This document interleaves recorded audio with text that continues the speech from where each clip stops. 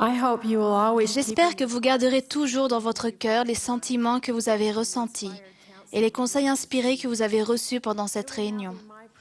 J'aurai maintenant le plaisir de vous adresser la parole. Après mon discours, le chœur chantera un pot-pourri de Merveilleux Sauveur et de Je ressens son amour.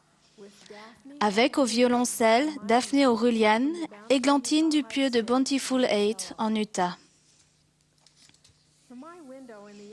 De la fenêtre de mon bureau de la présidence des jeunes filles, j'ai une vue spectaculaire sur le temple de Salt Lake City. Je vois tous les jours l'ange Moroni dressé en haut du temple, symbole lumineux non seulement de sa foi, mais aussi de la nôtre. J'aime Moroni parce que dans une société très dégénérée, il est resté pur et fidèle. C'est mon héros. Il était seul. J'ai l'impression qu'il se trouve en haut du temple aujourd'hui, nous appelant, vous et moi, à avoir du courage, à nous rappeler qui nous sommes et à être dignes d'entrer dans le Saint-Temple, à nous lever et à briller, à nous tenir au-dessus des clameurs du monde et, comme Ésaïe l'a prophétisé, à aller à la montagne de l'Éternel, le Saint-Temple. Les filles élues du Seigneur sont réunies ici aujourd'hui. Dans le monde entier, aucun groupe défendant la vérité et la justice n'est plus influent que les jeunes filles et les femmes de l'Église de Jésus-Christ des saints des derniers jours. Je vois votre noblesse et connais votre identité et votre destinée divine. Vous vous êtes distingués dans la préexistence. Votre lignée comporte des alliances et des promesses. Vous avez hérité des traits spirituels des fidèles patriarches Abraham, Isaac et Jacob. Un prophète de Dieu a un jour dit de vous, qui êtes ici ce soir, que vous êtes l'espoir clair et lumineux de l'avenir. Et je suis d'accord. Dans un monde très difficile, votre lumière brille avec éclat. Ce sont vraiment des jours inoubliables. Ce sont vos jours. Et le temps est maintenant venu pour vous, jeunes filles du monde entier, de vous lever et de briller afin que votre lumière soit une bannière pour les nations. Une bannière est un signe de ralliement à des principes qui permettent d'atteindre la perfection. Nous devons être une bannière de sainteté que le monde entier puisse voir. Le nouveau livret révisé « Jeunes, soyez forts » contient non seulement des principes à respecter avec exactitude, mais aussi les bénédictions promises si vous le faites. Les paroles contenues dans cet important livret sont des bannières pour le monde, et le respect de ces principes vous permettra de savoir ce qu'il faut faire pour ressembler davantage au Sauveur et pour être heureuse dans un monde de plus en plus sombre. Le respect des principes de ce livret vous aidera à vous qualifier pour avoir la compagnie constante du Saint-Esprit. Et dans le monde dans lequel vous vivez, vous aurez besoin de cette compagnie pour prendre les décisions cruciales qui détermineront en grande partie votre réussite et votre bonheur futur. Le respect de ces principes aidera chacune de vous à se qualifier pour entrer dans les saints temples du Seigneur et y recevoir les bénédictions et le pouvoir qui vous attendent lorsque vous contracterez des alliances sacrées et les respecterez. Lorsque notre fille Amy était petite, elle aimait observer le moindre geste que je faisais pour me préparer pour aller à l'église. Après m'avoir observé, elle se brossait les cheveux, enfilait sa robe, puis me demandait toujours de lui mettre du brillant. Le brillant, auquel elle faisait référence, était une crème visqueuse que j'utilisais pour prévenir les rides. À sa demande, je l'appliquais sur ses joues et ses lèvres, puis elle disait en souriant « Maintenant, nous sommes prêtes à partir. » Ce dont Amy ne se rendait pas compte, c'est qu'elle avait déjà son brillant. Son visage rayonnait tant elle était pure, innocente et gentille. Elle avait l'esprit avec elle et cela se voyait.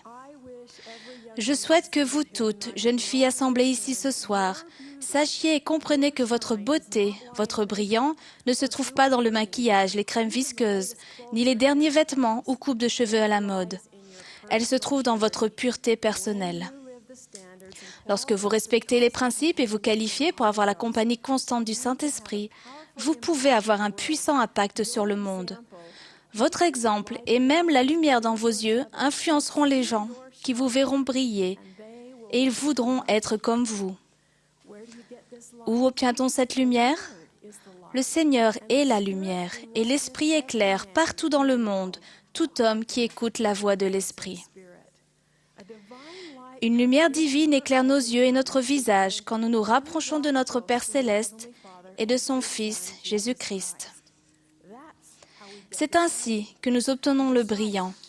De plus, comme vous pouvez toutes le voir, la crème brillante n'a pas vraiment été utile à mérite de toute façon. L'appel à vous lever et à briller est un appel à chacune d'entre vous de mener le monde dans une grande cause, d'élever la bannière et de mener cette génération dans la vertu, la pureté et la dignité d'aller au temple. Si vous désirez contribuer à changer le monde, vous devez être différente du monde. Je répète les paroles de Joseph S. Smith qui a dit aux femmes de son époque, « Ce n'est pas aux jeunes filles hors de l'Église de vous guider, mais à vous de diriger les jeunes filles du monde, en tout ce qui est purificateur pour les enfants des hommes. » Ces paroles sonnent justes aujourd'hui. En tant que fille de Dieu, vous êtes née pour diriger. Dans le monde dans lequel nous vivons, votre capacité de diriger nécessitera la direction et la compagnie constante du Saint-Esprit qui vous dira tout ce que vous devez faire. Si vous reconnaissez sa direction et ses murmures et vous reposez sur lui. Comme le Saint-Esprit ne demeure pas dans des temples impurs, chacune de nous devra faire l'examen de ses habitudes et de son cœur. Chacune de nous devra changer quelque chose, se repentir.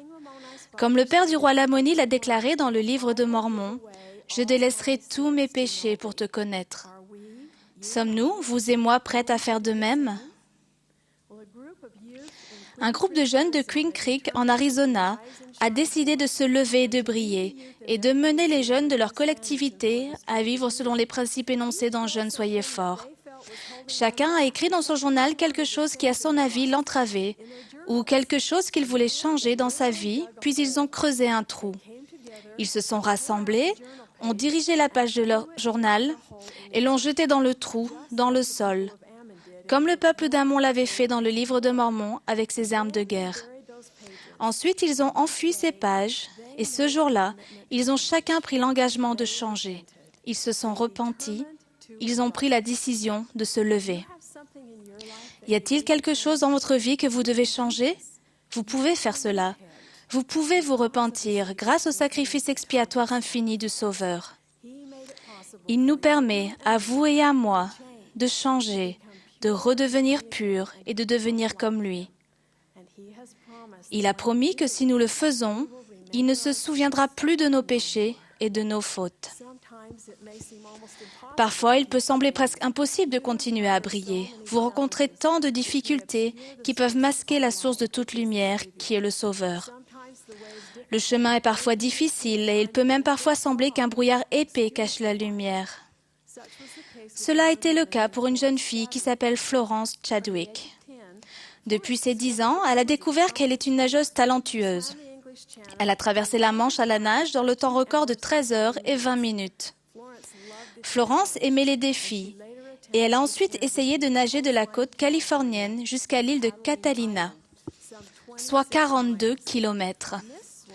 Elle a commencé à fatiguer après avoir nagé 15 heures. Un brouillard épais s'est installé, empêchant de voir la côte. Sa mère était à ses côtés dans un bateau et Florence lui a dit qu'elle pensait ne pas pouvoir aller au bout. Sa mère et son entraîneur l'ont encouragée à continuer, mais tout ce qu'elle voyait, c'était le brouillard. Elle a abandonné et une fois dans le bateau, elle a découvert qu'elle avait arrêté à seulement 1,5 km de la côte. Plus tard, lorsqu'elle a été interviewée et qu'on lui a demandé pourquoi elle avait abandonné, elle a admis que ce n'était pas à cause de l'eau froide ni de la distance. Elle a dit « c'est le brouillard qui m'a cassée ». Plus tard, elle a réessayé cette traversée à la nage et à nouveau, un épais brouillard s'est installé. Mais cette fois, elle a continué et a réussi à atteindre la côte. Cette fois-là, lorsqu'on lui a demandé ce qui avait fait la différence, elle a dit qu'elle avait gardé une image mentale de la côte malgré l'épais brouillard et pendant tout le temps où elle avait nagé. Pour Florence Chadwick, l'objectif était la côte. Pour chacune de nous, c'est le temple, notre but. Jeunes filles, restez concentrées. Ne perdez pas de vue vos objectifs. Ne laissez pas l'épais brouillard de la pollution morale et les voix dissonantes du monde vous empêcher d'atteindre vos buts, de respecter les principes, de bénéficier de la compagnie du Saint-Esprit et d'être digne d'entrer dans les saints temples. Gardez dans le cœur et à l'esprit la vision du temple, la sainte maison du Sauveur. Il y a quelques semaines, j'étais dans la salle céleste du temple de Reno, au Nevada. La lumière qui se déversait dans la pièce était éclatante. Et il était d'autant plus grâce au lustre en cristal qui la renvoyait partout en prisme de lumière par ses multiples facettes taillées. J'ai eu le souffle coupé en me rendant compte que le Sauveur est la lumière et la vie du monde, que c'est sa lumière que nous devons élever et renvoyer. Nous sommes les petits cristaux qui renvoient sa lumière, et pour ce faire, nous devons être purs et exempts de la poussière du monde. Dans le temple ce jour-là, j'ai eu à nouveau à l'esprit l'appel de Moroni à chacune de nous, les filles de Sion. Réveille-toi et lève-toi de la poussière. Ne touche pas au mauvais don ni à ce qui est impur. Réveille-toi et lève-toi et revêt tes habits de fête, ô filles de Sion, afin que les alliances que le Père éternel a faites avec toi, aux maisons d'Israël, s'accomplissent. Les bénédictions promises du temple sont accordées non seulement à vous, mais aussi à toutes les générations. Si vous faites du temple votre objectif, votre bonne influence transcendra le temps et l'espace, et l'œuvre que vous accomplirez pour les personnes qui vous ont précédé sera l'accomplissement de la prophétie. Lors de la dernière conférence générale, je me suis réjouie en entendant David Bednar inviter chacune de vous à s'engager avec zèle dans son histoire familiale et dans l'œuvre du temple, pour les personnes qui sont décédées sans les bénédictions de l'Évangile rétabli de Jésus-Christ. Lorsqu'il vous a lancé cette invitation, mon cœur s'est gonflé de joie. Dans les Doctrines et Alliances, il est mentionné d'autres esprits d'élite qui avaient été tenus en réserve pour paraître dans la plénitude des temps, afin de contribuer à jeter les fondements de la grande œuvre des derniers jours, y compris la construction de temples et l'accomplissement dans ces temples d'ordonnances pour la rédemption des morts. Votre moment est arrivé et votre œuvre a commencé. Le temps est venu d'être digne d'une recommandation à l'usage du temple et d'en obtenir une. Cette époque est la vôtre et votre œuvre a commencé. Russell Nelson a dit ceci en parlant de vous. L'influence des jeunes filles de l'Église, comme un géant endormi, se réveillera et inspirera les habitants de la terre comme une force immense pour la justice.